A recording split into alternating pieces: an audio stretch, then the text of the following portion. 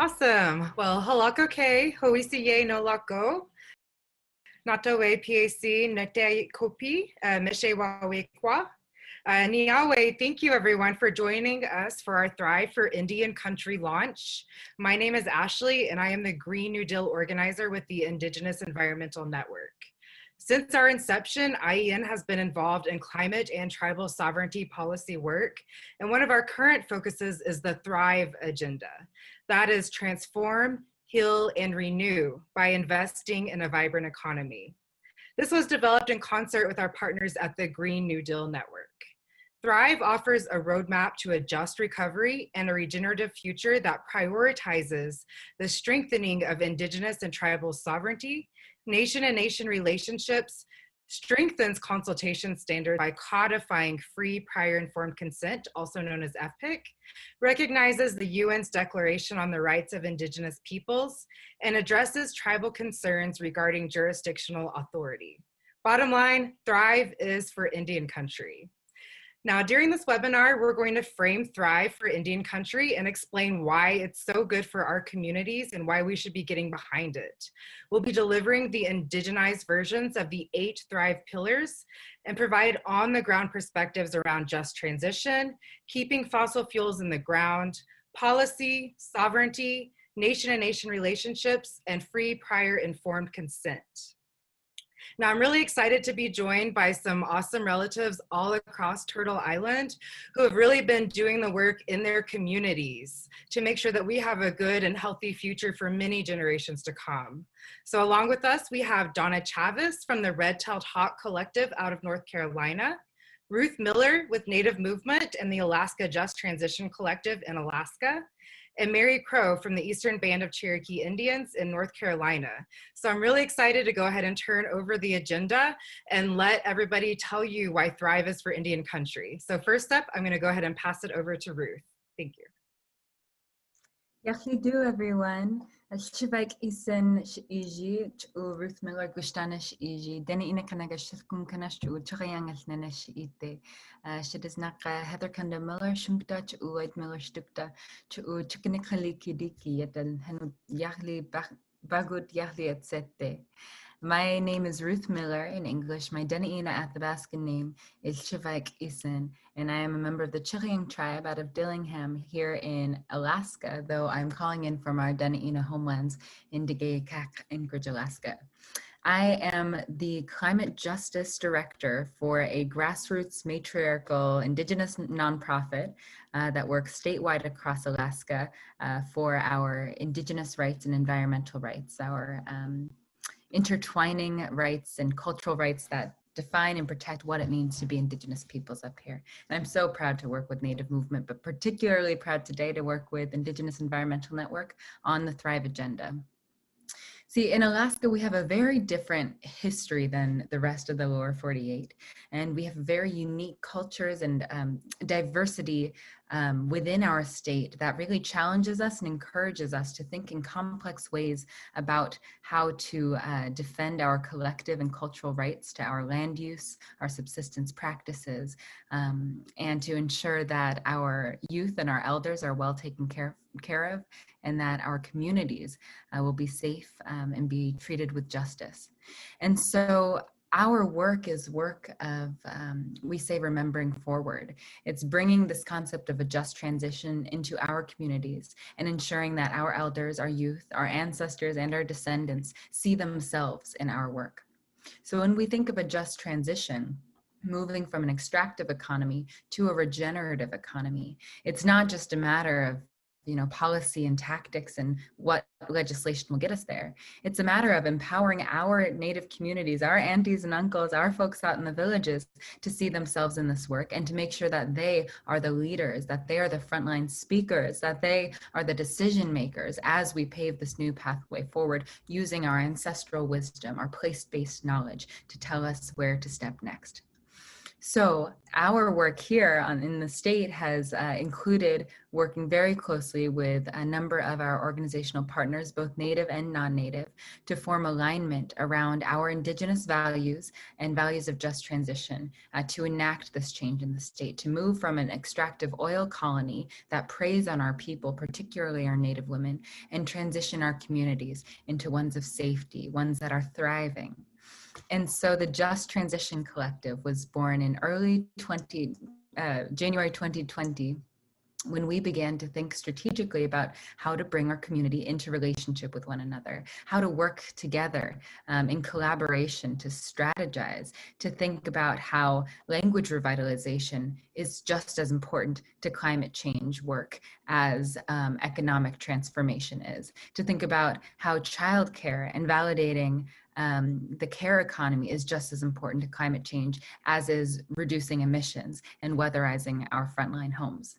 And so when the Just Transition Collective was offered the opportunity to begin supporting and giving feedback and sharing our thoughts with the Green New Deal Network around the Thrive Agenda, we were thrilled because suddenly this was national legislation that we saw ourselves in. We saw these 8 pillars speaking to us in our communities, and not just towards the safety and security of our Indigenous nations here in Alaska, but we knew that Indigenous nations across the United States, or so-called United States, were seeing themselves reflected as well. We knew that this national legislation would also be invested in protecting our communities of color, protecting our workers, protecting our immigrants and refugees. We knew that our community, one which is diverse and which is ever growing as more and more folks come to be guests on our traditional homelands here, we knew that this legislation would be that pathway forward for a just society, informed by the justice that our people knew in the past. And so as we began getting into the weeds of the Thrive Agenda, we started to see more and more examples of not just how the Thrive Agenda would be life-changing for so many folks if enacted, but additionally, we saw the work that we're already doing, and that was very validating. That let us know that this was worth pursuing, because we start from the ground up. We start with our people. We start by sitting by the fireside and talking and visiting for hours and hours, drinking tea and having big belly laughs. That's what calls us into this work. And so once we started reviewing this national legislation, these 8 pillars began to echo and resonate more and more here on the ground, and we began seeing more and more alignment. So now the Just Transition Collective is holding down this initiative throughout our state, and we are very, very proud to be expanding our partnerships to work more with folks in labor and transportation, to work more with folks seeking regenerative resources and new green energy, as well as with our culture bearers and our language warriors, to ensure that we as Indigenous peoples will be the first and last word in any decision making about what happens on our lands and waters. And so the Thrive Agenda has really become a garnering, an empowering concept for us, because we know that the work we've been doing is part of the Thrive Agenda, and that our work will live through and onwards with the Thrive Agenda.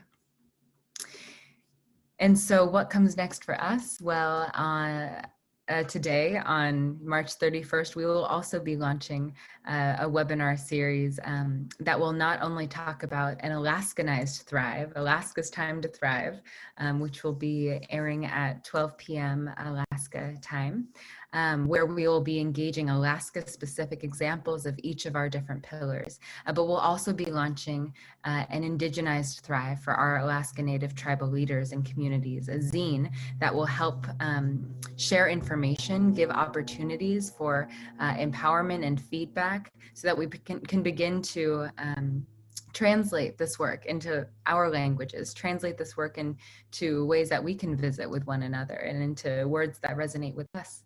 And so that we are always returning to our Indigenous leadership and our elders for guidance, even through the Thrive Agenda. And after that, over the course of the next month, we will be holding fireside chats, we're calling them, times for us to sit back and talk through each of the pillars, to think about, what kinds of examples can we think of? How would we want this to exist in Alaska? What does justice for Black and Brown communities look like here? What does transformation and transition for workers in the oil fields look like? How can we make this an easy transition for our brothers and sisters who are being coerced into that extractive industry, and how can we provide a future for them that is just as wholesome and hopeful? And so we're so excited to be calling in more and more voices into this work. And we are so, so proud to stand with the work of Indigenous Environmental Network, because the Thrive Agenda is our next best step forward.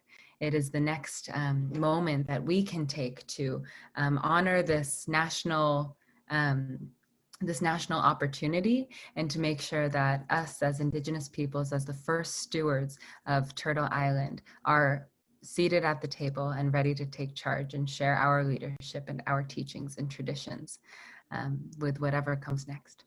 So I'm super, super eager to hand the mic back and hear some other voices other than mine. But that's a little snapshot of what this work looks like on a state level, and how it's really resonating with our tribal peoples here, and how we're excited to keep the ball rolling. Chickenick. Awesome. Thank you so much, Ruth. You touched on so many important points, and I hope everybody does tune in to Native Movements webinar later today to really, see what the Thrive looks like in Alaska and really indigenize these pillars further. And you touched on something so important, that we need to translate, these concepts into something that really makes sense for our people and our communities.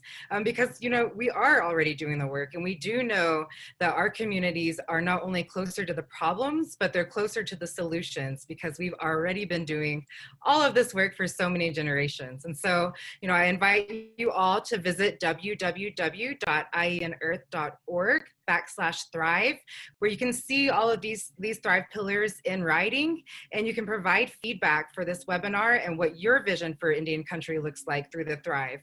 But now I'm going to go ahead and turn it over to Mary, who is really going to show us what the Thrive pillars look like for Indian country, and really break it down so that we can really understand. So take it away, Mary. Okay, Ashley. Hello, everyone. My name is Mary Crowe. I'm a member of the Eastern Band of Cherokee from the Koala Boundary in the Great Smoky Mountains in Western North Carolina. From Murphy to Manio, North Carolina is basically a rural state. We only have maybe 3 major cities in our towns, but I don't know if you would want to call them metropolitan, but we've got Charlotte and the Raleigh-Durham, Chapel Hill Triangle area. But those are basically the 2 biggest cities that we have in our state. We have smaller cities and towns, but the majority of our area is rural. And here in Western North Carolina, where I'm located, is the original territory of my people, the Aneoia, known as the Cherokee. We are holding down our traditional homelands, our original homelands, Mother Down, Gadua. We're the only federally recognized tribe in the state of North Carolina. And we also have sister tribes that are state recognized, from Murphy to Manio. As being one of the first Indigenous peoples of contact of the Europeans, we have seen the vast devastation, not just to our people, but to many Indigenous peoples here in the Southeast. And so I am honored this evening to be asked to come and share with you the 8 pillars of the Thrive Agenda, and how it will affect us here in Indian country, being one of the only federally recognized tribes in the Southeast. Like I said, we have a unique relationship, not just with the land, but with the United States government. And also our state recognized brothers and sisters, our tribes down on the coast, they also have a government to government community relationship with the state of North Carolina. And so it's important that we understand that when we come together and look and work towards a better tomorrow, a better future for everyone, that we can thrive together, that we can ensure that for the next 7 generations, that our children, our grandchildren, our great-grandchildren can enjoy this area that we call home.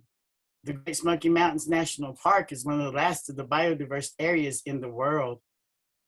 Just last year, they reported that 20,000 new species of animals and plants had been discovered in this area and had been recognized for the first time. And so when you see the ecosystem here thriving, we have to do everything that we can to protect our area, because we all know that we are one here on Mother Earth, that spiritually we are connected. And so with that, I'm honored to be giving you the 8 pillars of the Thrive Agenda. Pillar 1, creating millions of good, safe union jobs. As Indigenous people, we know unions are just a colonial way of saying we are community. We take care of each other. We look out for each other. So many tribal communities all across Turtle Island rely on extractive jobs to take care of their families. In fact, oftentimes, our communities are preyed upon by the fossil fuel industry, whether through advertisements in tribal newsletters and throughout the community, or even through direct recruitment. By creating millions of good, safe union jobs, Thrive ensures our communities maintain choice and autonomy and secures our collective future with long-term, dependable, sustainable jobs instead of being forced into occupations that cause harm to our people and land. Finally, by seeking jobs in renewable sectors, our communities can thrive both in the colonial framework by also ensuring we are living up to and maintaining our Indigenous lifeways. Pillar 2, building the power of work to fight inequality. The ideal of building power in our communities is a long-standing Indigenous value. Our people stick up for each other. We protect each other. The truth is, no job should ask us to sacrifice our safety and security. Thrive ensures our people are protected. We are working to provide for communities, families, and ourselves. Pillar 3, in Black, Brown, and Indigenous communities. It's crucial that the most effective communities have the power to democratically plan, implement, and administer these projects. By investing in our communities and those of our Black and Brown relatives, Thrive will ensure those who are most impacted by harmful colonial systems will be the first to benefit from federal investments. We already know our communities are disproportionately harmed by environmental injustice. We also already know our communities have the solutions to the problems we are collectively seeking to address. Many of us are putting these solutions into action without any outside investment or support. Imagine where we could be if our communities were uplifted and centered. Job creation, pollution reduction, climate resilience, investment in renewable energy infrastructure, and investment in traditional Indigenous revitalization will put us where we need to be. By ensuring our communities receive direct material investment, we will ensure a better future for not just Indigenous people, but all people. Pillar 4, strengthening and healing the nation-to-nation relationship with sovereign Native nations. We know sovereignty is good for everybody, not just Indigenous people and Native nations.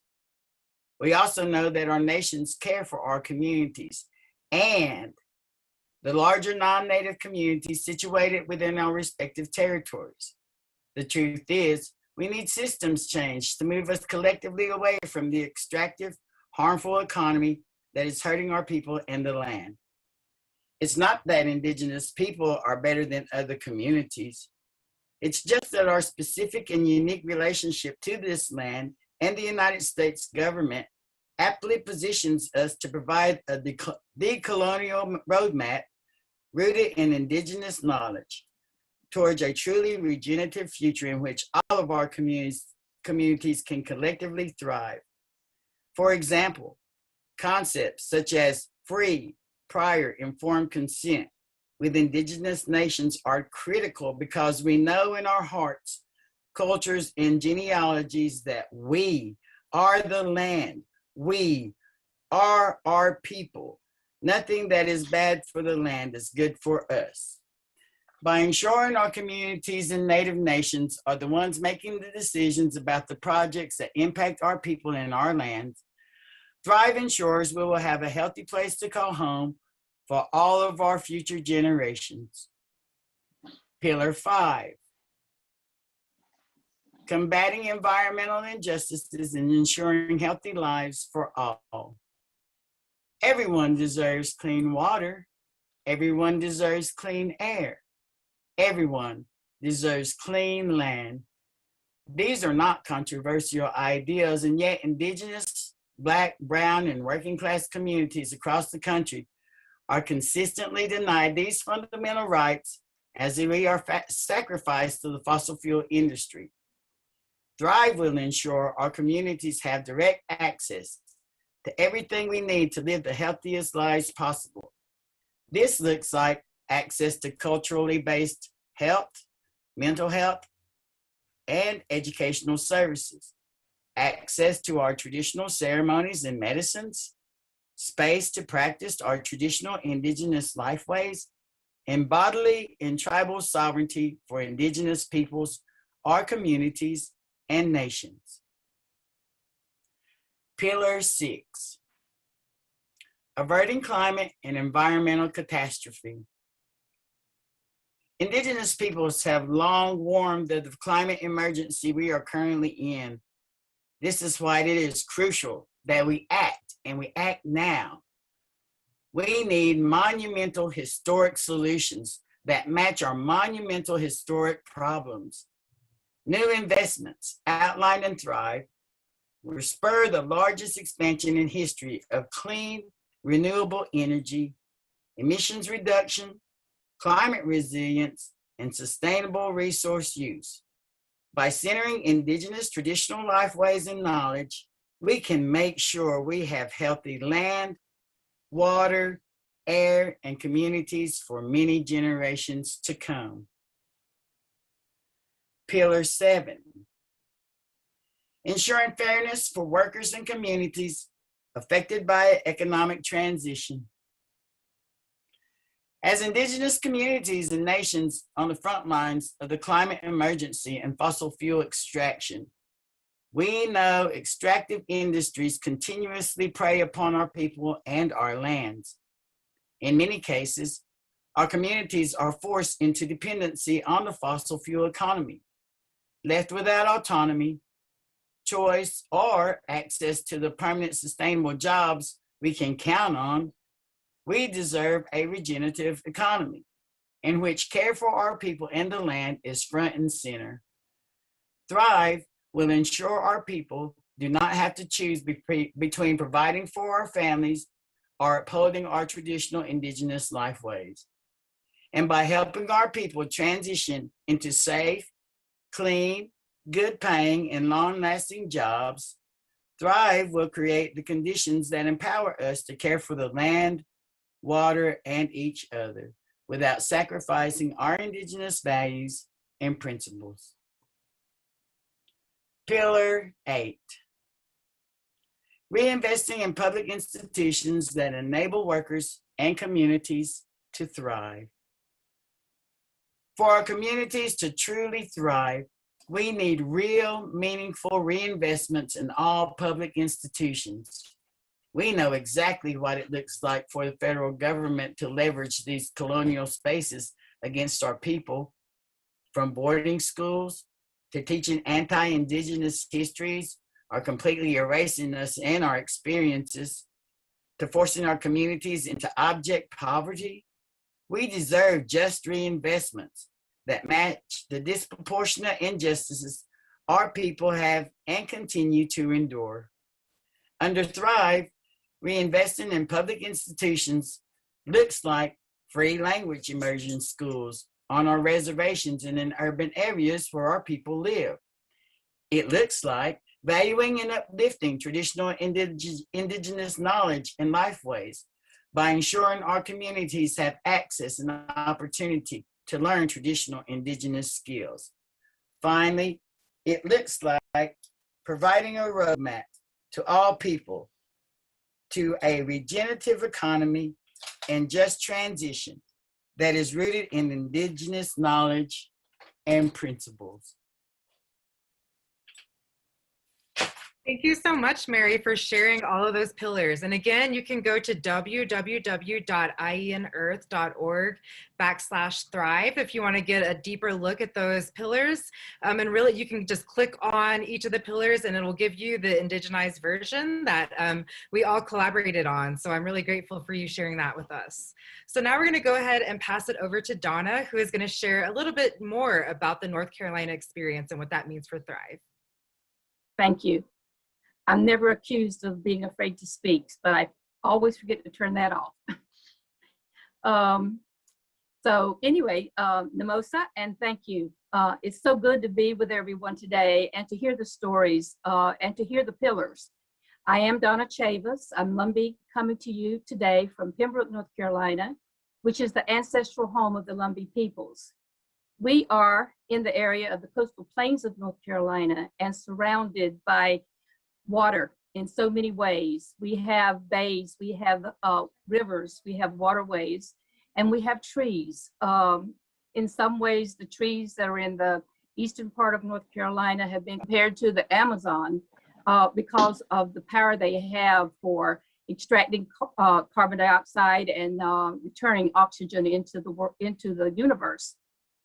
So it's so good to be here and to be talking about how we can thrive, not just as Indigenous peoples, but in ways that will support the natural world in all places and for all beings.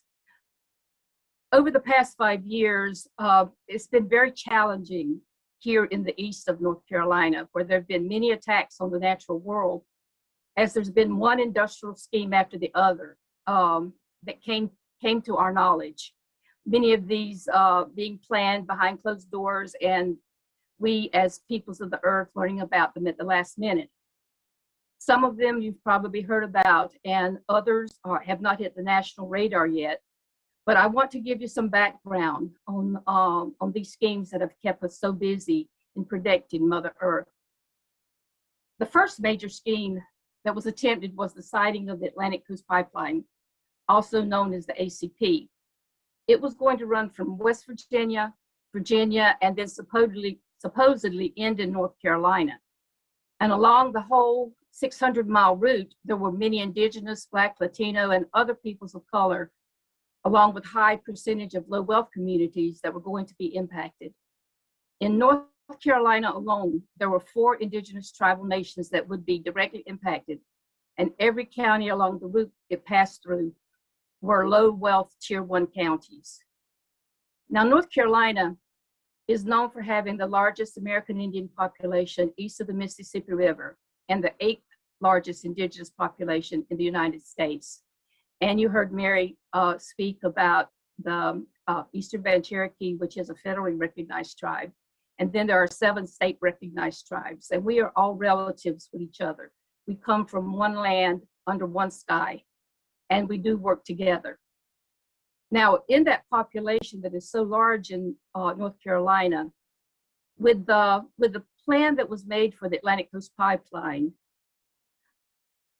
the Indigenous peoples in North Carolina make up about 1.5% of the total population. However, with that route, there were going to be over 30,000 potentially impacted Indigenous peoples. And yet, the constructors of this scheme said that was not any disproportionate percentage, even though it was 1/3 of all Indigenous peoples in North Carolina. So you can imagine how distressed everyone was when they learned about these plans and all of the impact it would have on our communities, on our resources, on the sources of life, and yet we had no voice. Thank you, Mary, for sharing about the importance of free, prior, and informed consent, also known as FPIC. And I want to say with that, that's a lot of legal language there. And free does not mean that they can offer bribes such as donations to the schools or all of the public relation aspects that they put out. That does not make it that we are having free consent. And so along the way, we heard all of these stories in terms of how many jobs we were going to have. They were talking about jobs in the thousands. In fact of the matter, once they got their water permits, they admitted that there were only going to be 12 final jobs, 12 total along the whole route. That is not economic development. And yet the carrot of jobs is what is listed out to all of our communities when these industrial schemes are brought to bear. Now that particular one was canceled on July 5th, 2020. It was fitting that it was the day after Independence Day, July 4th. But I like to call July 5th Interdependence Day now, because it came about because we all worked together, Black, Indigenous, Latinx, other people, low wealthy communities, allies working together to bring to bear the story of what was really going to happen in our communities, and especially to the tribal nations that was directly across the route. But we're not free now. We still have the Mountain Valley Pipeline, which is also known as the MVP, a Robinson Liquefied Natural Gas Facility, a proposed wood pellet scheme known as AERP, and a Dominion Gas and Smithville Farms proposed factory farm gas facility, also known as Line RNG. Now, all of these in one form are extractive industries. In the East Coast, we don't have oil, fossil fuel oil, but we do have, unfortunately, gas, methane gas. And if you take into consideration wood pellets, they are extractive in that they extract the trees from the earth. They take away our source of air, our source of clean oxygen, and also our source of a source of life that captures the carbon that is so destructive to our environment. So as we know, extractive can mean a lot of things. And as Indigenous people, we know that anything that takes away from life is extractive. So all of these schemes that I just mentioned, we consider to be extractive. They're extractive from our way of being, our way of life, and the importance that we put to protect all things that are given to us in nature to protect. So it's no surprise that these activities captured the eye of tribal members and councils throughout North Carolina. The actions of the corporations have led to actions in the streets, in the suites, and moved from protest to policy. And in the case of policy, I want to share one that came from one tribal council. This was the Lumbee Tribal Council. Whenever they learned of the desecration of artifacts that happened during the preparation of land for the Robinson Liquefied Natural Gas Facility. With all the efforts to engage the corporation in conversations about the damage that was done and that was going to continue to be done, there was never any time that they sat down with the tribe and its members and talked about what alternatives there were other than this particular methane gas facility. And so the tribe passed an ordinance, which under North Carolina law and our relationship with the state government carries the weight of law. And I want to read you part of those resolutions because it, like I said, it moved from protest to policy. And it says in part, whereas the United Nations affirmed the international obligation to recognize and respect the rights of Indigenous peoples in the UN Declaration of the Rights of Indigenous Peoples. And this obligation extends to nations and their relationships with their Indigenous peoples.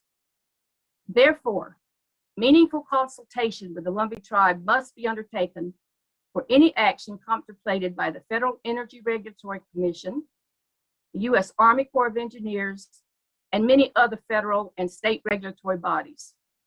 Consultation must consider impacts upon the Lumbee tribal communities and, if permitted, how to mitigate such impacts. This is an example of how the tribal council, the Lumbee Tribal Council, took the power of their sovereignty and their self-determination and used the laws that were at hand with them to make a statement that no longer could these corporations with their schemes act upon these communities without impunity. And so they put in place a process by which these actions can be challenged. And it is important that we know how to act along with our cultural and the modern legal world in order to impact and help to stop all of these actions that are being taken against our communities. And I'm so grateful for the Thrive pillars. While a lot of these actions that I'm describing took place before the interaction with the Thrive agenda, the Thrive agenda is an example of how we can come together as Indigenous peoples with each other and then also with our allied communities. And I want to read again some of the words that Mary shared. As declared by the Thrive pillars, nothing that is bad for the land is good for us. That is a pretty clear statement. And it is one that our peoples in North Carolina, the Indigenous peoples across the state, has learned acutely over the last 5 years. Nothing that is bad for the land is good for us. By ensuring our communities and Native nations are the ones making the decisions about projects that impact our people and our lands, Thrive ensures we have a healthy place to call home for all of our future generations. And then secondly, and by helping our people transition into safe, clean, good paying, and long-lasting jobs, Thrive will create the conditions that empower us to care for the land, water, and each other without sacrificing our Indigenous values and principles. These are such important lessons for us to share, not only within our own world, within our own network and our own peoples, but with the world at large. And so we are so glad that we have now learned about and joined in with the Thrive agenda, because the goals of Thrive are the goals of our peoples in North Carolina. All of the nations in North Carolina believe that we are one in standing up for what is good for our land. I want to briefly say that there are 2 actions coming up soon. One is a Thrive kickoff rally on today, as a matter of fact, between 5 and 7 p.m. Eastern Daylight Saving Time at the Eastern Band of Cherokee Indians, Oconaluftee Island Park and Pavilion. There will be plenty of parking available, and it's going to be held come rain or shine. And in North Carolina, the weather can change every 50 minutes. So I hope that no one is deterred if it's raining, because this will be held come rain or shine. And then on May 2nd, there will be a walk along the route in opposition to the Mountain Valley Pipeline scheme.